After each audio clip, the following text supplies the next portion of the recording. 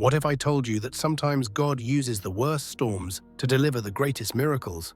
That sometimes what feels like abandonment is actually divine orchestration? That sometimes the very thing that breaks your heart is setting up the most beautiful redemption story you could never imagine? This is the story of Anu, a little girl delivered by thunder and rain to a grieving widow's doorstep.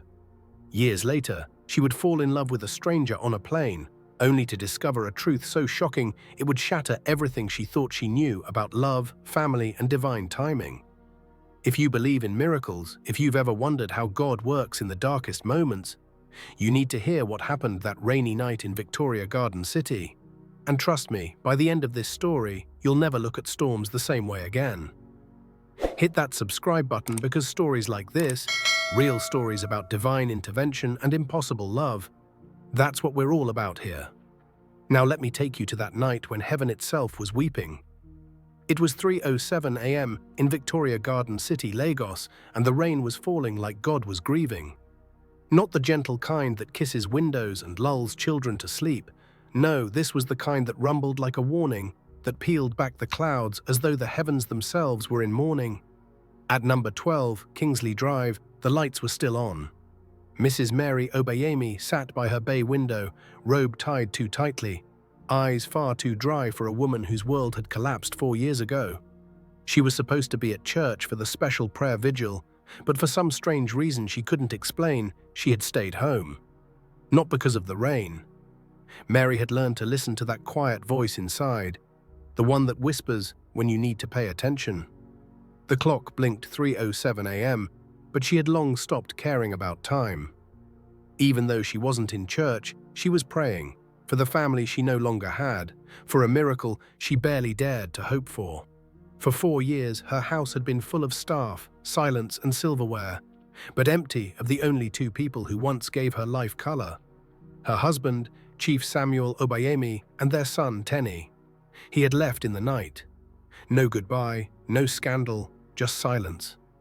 Chief Samuel had taken their boy and disappeared into a world of business deals and new beginnings, leaving Mary with nothing but echoes in a mansion that felt more like a mausoleum. She played the part beautifully. London trips, charity galas, press interviews, the grieving widow who carried herself with dignity. But inside something had folded, neat, precise, and dead. Until the knock came, faint but there, 3 soft raps on solid wood. She frowned. Mrs. Obayemi wasn't expecting anyone, certainly not at this time, not in this weather. "Come in," she called. Esther, her housekeeper, appeared at the door, soaking wet, her usually composed face etched with something between panic and wonder. "I'm sorry, Ma," Esther said, her voice shaking slightly. "But please, you need to come with me to the living room." "What's so urgent that can't wait till morning, Esther?" Mary asked, but something in her housekeeper's tone made her rise from the window. "It's a child, Ma. Please come." Mary followed Esther downstairs, her silk slippers silent on the marble steps. Nothing could have prepared her for what she saw. There, in the center of her pristine living room, was a little girl, maybe 3, maybe 4 years old. Dressed in a threadbare Ankara dress, soaked completely through, her small body trembling not just from cold but from exhaustion. Her eyes held this forlorn look, the kind that speaks of abandonment, of being lost in a world too big and too cruel. "How did she get here? What's her name?" Mary fired questions at Esther, her heart already racing. But before Esther could respond, the little girl's legs gave way. She crumpled to the floor like a flower cut from its stem. "Call Madhu right now," Mary shouted, her mother instincts kicking in stronger than they had in years. "Get the car ready and bring me a blanket. Quick, get my phone too. We need to take her to the hospital immediately." The Victoria Island mansion came alive, staff running, confused and worried about this sudden storm of activity in a house that had been quiet for so long. On the way to the hospital, Mary called her family doctor, relaying everything she knew, which was next to nothing. A child in the rain, no note, no explanation, just this pulse of life that had somehow found its way to her doorstep. For 3 days, Mary practically lived at that hospital, praying, refusing to eat until she knew the little girl was going to be okay. The doctors ran tests, checked for families, searched databases. Nothing. No note, no name, no identification. Just a pulse of warmth in a small, fragile body. And this sense that something divine had just touched her doorstep. And for the first time in 4 years, Mrs. Mary Obiemi began to cry. Not tears of grief this time, tears of something she had forgotten existed. Hope. She called her Anuoluapo, God's abundant mercy, because that's exactly what she was. A second chance, a soft do-over handed down from heaven's quiet sorrow. And on gentler days, when laughter began to bounce off those marble walls again, Mary simply called her Eben, gift, because that's what Anu was. An unexpected, beautiful gift wrapped in rain and delivered by thunder. Now, Anu wasn't just given everything money could buy. She wasn't spoiled. Mary poured intention into every decision. The best education, yes. Traveled to 10 countries by age 7, absolutely. A fleet of private tutors who helped her speak 3 languages fluently by age 8. After all, what else would Mary Obiemi do with her wealth but pour it into the life of the girl who made her heart beat again? Efforts were made, extensively, formally, to locate Anu's family. Newspaper notices, police reports, welfare involvement.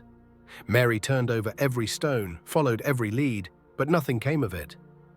And if Mary was honest, deep in the shadows of her cathedral-sized heart, she hoped no one ever would. She had fallen completely, irrevocably in love with this child. So when no relatives came forward and no clues emerged, Mary swiftly arranged all the legal paperwork. Within months, Anu was officially and irrevocably Anuoluapo Obiemi. The house that had once held echoes of sorrow now knew tiny feet, French lullabies, and bedtime prayers whispered into silk sheets. Mary didn't get her son back, or her husband, but maybe, just maybe, God had given her something better. A reason to hope again. Fast forward to 18 years old. Anuoluapo Obiemi stood tall, long-limbed, graceful, with skin like soft bronze and eyes that seemed to search beyond the present moment. She was the quiet type, not shy but observant, like someone always watching a play only she could see. Most girls her age were obsessed with new phones, imported lashes, or the latest private school gossip. Anu? She read journals on African history and watched French films with subtitles turned off.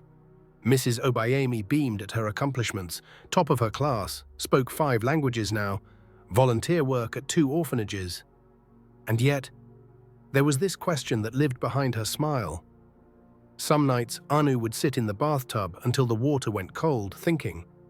Her mother, no, her guardian, she sometimes caught herself thinking, had told her the story 1,000 different ways. You were chosen by the heavens. You were meant for me. You came in the rain, a blessing wrapped in thunder. But 18 has a way of sharpening questions that used to float softly, and for all Mary's warmth, Anu had learned to read between lines. Still, there was one person who helped keep her grounded, Mercy Paul. They were best friends, bonded from age 6. People often teased them, Anuoluapo and Mercy, almost the same meaning. They laughed it off. Together, they were 2 sides of the same heart. Inseparable.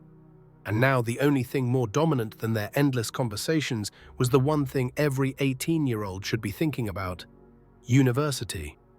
A year away. Looming, exciting, terrifying. They made mood boards, scouted schools in Europe and North America, argued playfully over who'd end up where. But for Anu, that deeper question never left.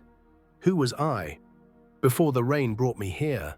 6 months later, results aced as expected. But her first major heartbreak. Mercy had chosen Canada for university, while Anu had chosen the UK. The first couple of months were brutal for both of them. Video calls helped, but they couldn't replace the hug of a friend who had become closer than a sister, or the warm embrace of Mary. Money wasn't the issue. Chief Mary was determined that Anu would lack nothing she could afford. After the first year, things became easier. Both girls buried themselves in demanding schoolwork, separated by oceans and time zones, but they formed a routine with scheduled catch-up times. It was Anu's final year. Just 4 weeks to go. She was well settled now, her days full of lectures, reading lists, and quiet London afternoons spent wandering quaint bookstores. Christmas loomed ahead, and she found herself torn between going home to Mary or flying to Canada to see Mercy. She missed both of them terribly, but fate decided for her. The next morning, her inbox lit up with an alert from the airline. Flights cancelled, massive snowstorm on the way. Anu heaved a sigh of frustration, trying not to let it consume her. She whispered a prayer, asking God to take control. "My steps are ordered by the Lord," she said to herself. Mary consoled her over video call, suggesting she spend Christmas with their family friends, the Lawsons, at their London home, but Anu politely declined. "I think I'll make other plans, Mum. Maybe book a Christmas resort here in England and spoil myself a little." Mary smiled, though her eyes glistened. "You've always been so independent. I just wish Mercy was with you. Then I'd know you wouldn't be alone." "We'll all be together soon," Anu promised. As she ended the call, she tried to shake off this uneasy feeling that this Christmas, quiet, unexpected, solitary, might hold more than just holiday lights and snowfall. 3 days later, the weather shifted in a way no forecast predicted. The snowstorm warnings lifted, flights were suddenly reinstated, and London streets were washed in surprising winter sun. Anu felt her heart jolt. There was nothing like New Year in Lagos. Her chest ached with longing for home, for Mary's soft hands and the laughter of familiar halls. Without telling her mother, not wanting to raise fragile hopes that might again be dashed, she booked herself on the next available flight. Hours later, she settled into her seat by the window, exhaling a breath she hadn't realized she was holding. Lagos was only 6 hours away now. Then came a voice beside her. "Excuse me, I think that's my seat." She looked up and her heart stuttered. A man stood there, all glamour, intellect, confidence, and ease. His tailored blazer fit perfectly, expensive watch glinting beneath his cuff. But it was his eyes, sharp, assessing, warm all at once, that caught her completely off guard. Apologies," she managed, shifting over. He smiled, sliding in next to her. Arnold James." She blinked, then laughed. "I'm Anuoluwapo Obayemi." His brows lifted in intrigued surprise, and he offered this devastating smile. "Well, what are the odds? Looks like this flight home just got very interesting." Anu settled back into her seat, her pulse unexpectedly quick.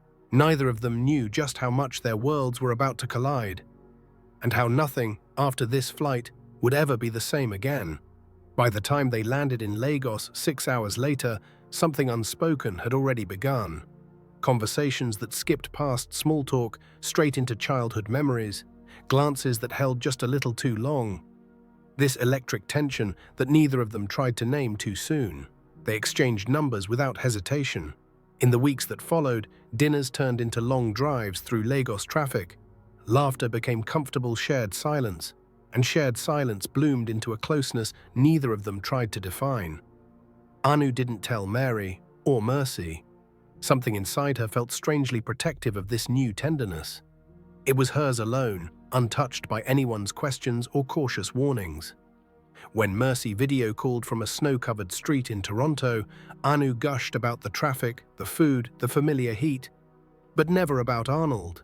She laughed about everything else, but the way Arnold's hand always seemed to find hers, that was a secret she wasn't ready to surrender. And somewhere deep inside, perhaps she already sensed why. The days folded into each other like warm sheets. Lagos was alive, markets hummed, car horns argued, sunsets painted the sky in proud, noisy strokes. Anu and Arnold lived in that beautiful cocoon, far from London's polite chill.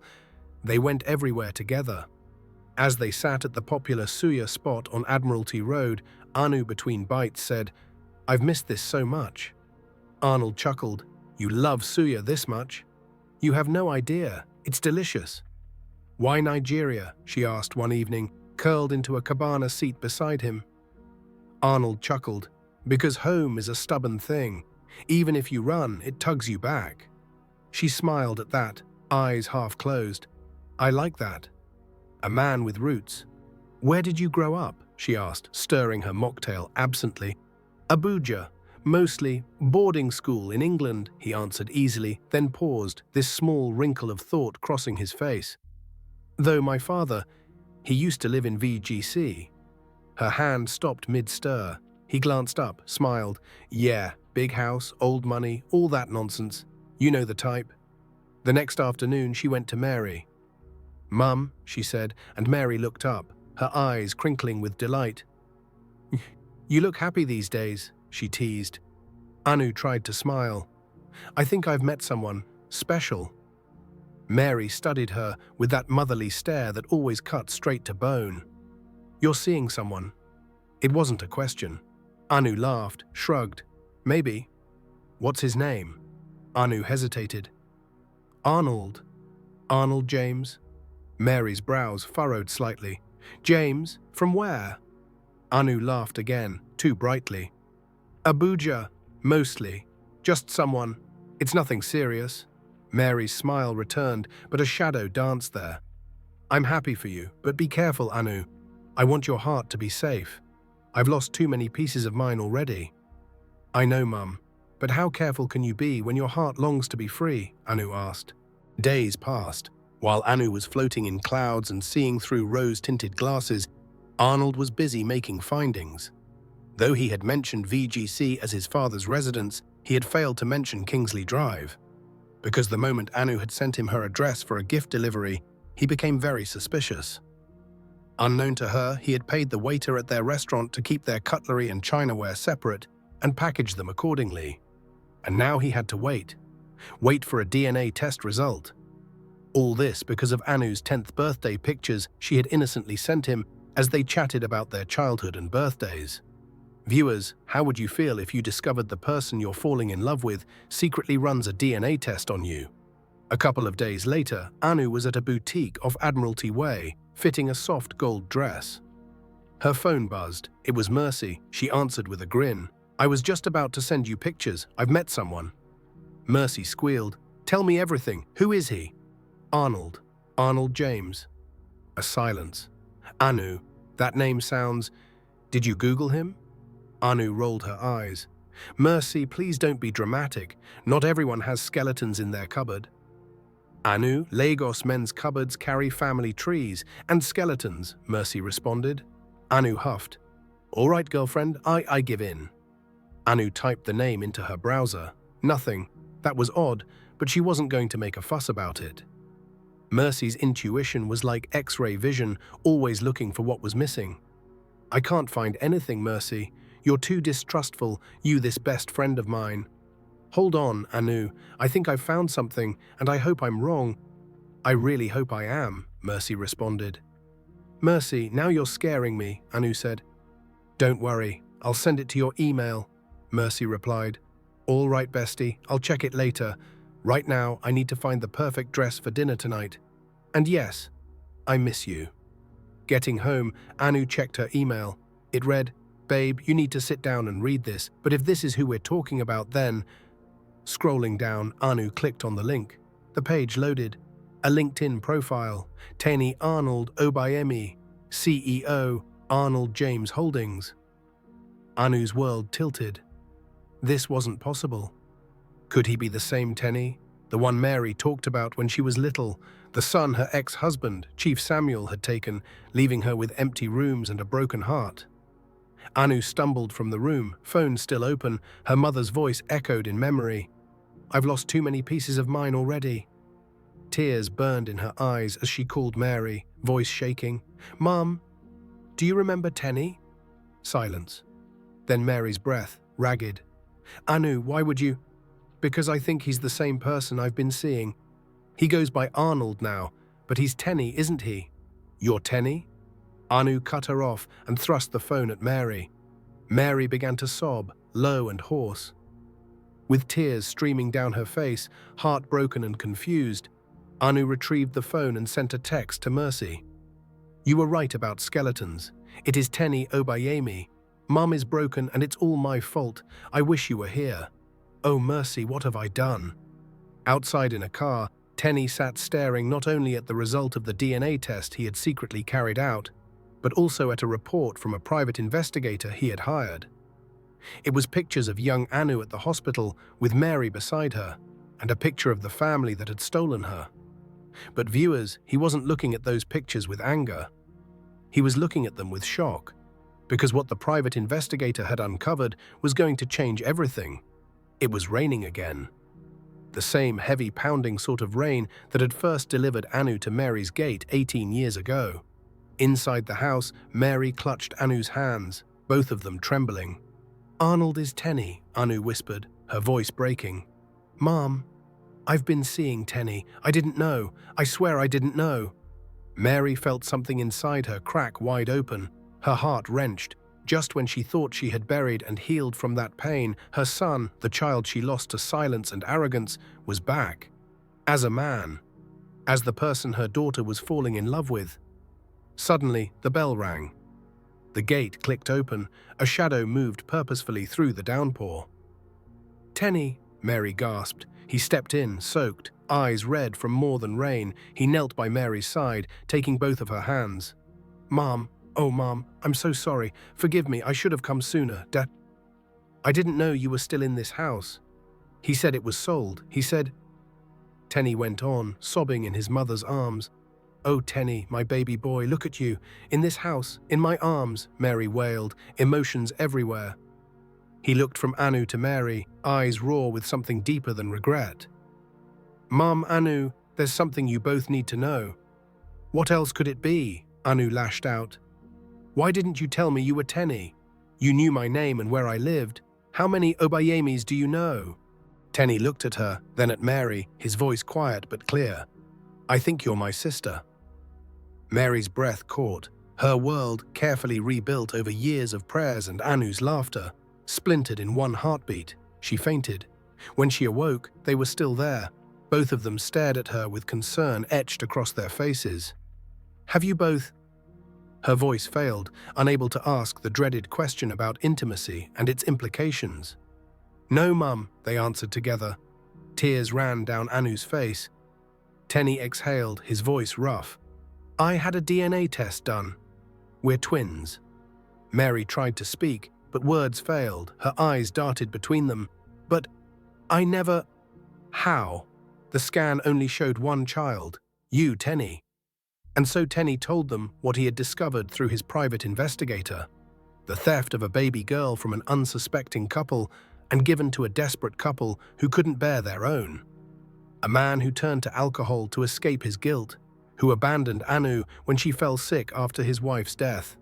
And how that same man, when he fell ill and was given only days to live, had tried to put things right in his final days. He sent her back, left her at the only place he knew she might be safe. Mary's gate, the woman he had once wronged most. "But how did you find out?" "I tried, I searched. The police had no answers about her identity," Mary asked, confused. "I hired a private investigator from the US. He's a retired CIA agent," Tenny answered. Mary Watisad clutched them both to her chest, crying about how her joy was stolen, a piece of her she never knew she had, taken from her in her weakest hour. "God brought you both back to me. Even through all the broken ways, he gave me double for my trouble." "Don't cry, Mom. You took me in and treated me like your blood, even though you didn't know I was the child you never knew you had, and yet you gave me everything." "I have never known any other mother," Anu responded. Mary, holding both her children close, whispered, "The rains are the showers of blessings that brought you both back to me." Outside, the rain softened, turned to gentle drops on the window pane, as though heaven itself was sighing relief. Inside, 3 lives began to stitch themselves back together. Do you see what happened here? Do you see how God orchestrated every single detail? The rain that brought baby Anu to Mary's doorstep wasn't random. The cancelled flights that put Anu on the exact plane with Tenny weren't coincidence. Even their attraction to each other, that wasn't romantic love. That was recognition. Soul-deep recognition of blood calling to blood. God had to separate them as children so they could find each other as adults. He had to break Mary's heart with loss so she could experience the miracle of finding what she never knew she had lost.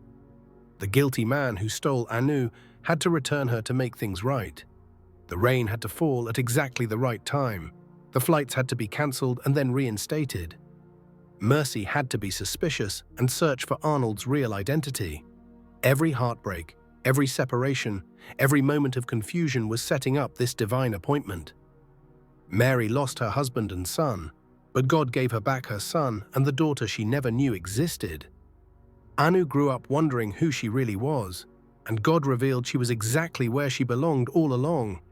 Tenny lived with the pain of separation from his mother, not knowing his twin sister was being raised by the very woman he longed to see again. The DNA test that could have revealed a romantic catastrophe instead revealed a family miracle. The rain that once brought abandonment became the symbol of restoration. This is how God works, in ways so intricate, so perfectly timed, so beautifully orchestrated that you can't call it anything but divine intervention. He doesn't waste your pain. He doesn't ignore your prayers. He doesn't forget your losses. Sometimes he's setting up a reunion so beautiful, so complete, so overwhelming that when it happens, all you can do is fall on your knees and say, "Only God." If you're in a season of separation right now, if you're wondering where your miracle is, if you're tired of waiting for your breakthrough, remember Anu's story. The rain is coming. And when it does, it's bringing everything God promised you and more than you could ever imagine. Your lost will be found. Your broken will be restored. Your separated will be reunited. Because the same God who brought baby Anu to Mary's gate in the storm is the same God who's orchestrating your story right now. If this story moved you, if it reminded you that God's timing is perfect even when it doesn't make sense, if it gave you hope that your story isn't over, it's just getting to the good part, I need you to share this right now. Share it with someone who needs to be reminded that God sees them, that He hasn't forgotten them, that their miracle is already in motion.